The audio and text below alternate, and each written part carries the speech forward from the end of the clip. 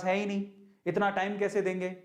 अब दूसरी चीज पर आते हैं, if you have money you can invest that money, आप उस पैसे को इन्वेस्ट कर सकते हो। तो बिजनेस तो भूल जाओ, इन्वेस्टमेंट पे आ जाओ, यही हमारा टारगेट है।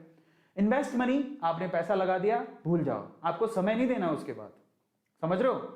अब इन्वेस्टमेंट कहां कहां होती है जरा आप समझो। सबसे पहले तो इफ यू हैव मनी, अगर आपके पास एक्स्ट्रा अमाउंट है आप क्या कर सकते हो, आप एफडी में डाल दो, आरडी में डाल दो, पीएफ में डाल दो।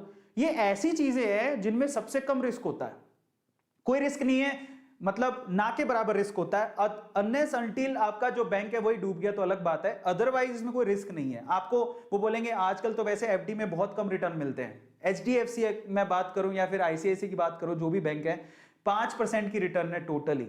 जो पैसा दोगे उसका 5% साल भर में आपको रिटर्न मिलेगा, बहुत कम रिटर्न है। इससे ज्यादा तो इन्फ्लेशन है, इससे ज्यादा तो महंगाई हो चुकी है, तो वो रिटर्न ना के बराबर है।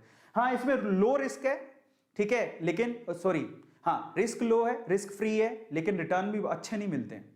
एफडी में अगर आपने पैसा रख रखा है, ठीक है, सहूलियत के हिसाब से आपको काम आ जाता है, वो ऐसा रखा है कि चलो मुसीबत में काम आएगा, ठीक है, बट अगर आपके पास एक्स्ट्रा पैसा फिर आपने रख रखा है तो वो कुछ नहीं करने वाला, एफडी आरडी से कुछ नहीं मिलता, ठीक है, बहुत कम रिटर्न होते हैं। इसके अलावा आप गोल्ड और प्रॉपर्टी में इन्वेस्ट कर सकते हो। अरे यार गोल्ड और प्रॉपर्टी तक के पैसे होते तो बात ही क्या थी, हमारे पास इतने पैसे ही नहीं है। गोल्ड और प्रॉपर्टी की इन्वेस्टमेंट के साथ प्रॉब्लम ये है कि बहुत ज्यादा एक्सपेंसिव है। गोल्ड के लिए कहां से पैसा लाएं, इतना तो महंगा हो रखा है। प्रॉपर्टी के लिए कहां से पैसा लाएं, प्रॉपर्टी कोई आ जाएगी क्या 100 रुपए में, नहीं आएगी। तो ये भी इन्वेस्टमेंट की एक एरिया है, but in that case time consuming है और एक्सपेंसिव बहुत है। इतना पैसा कहां से लाएंगे हम लोग, इतना पैसा है ही नहीं हमारे पास। फिर तीसरा सेक्टर कौन सा है, म्यूचुअल फंड।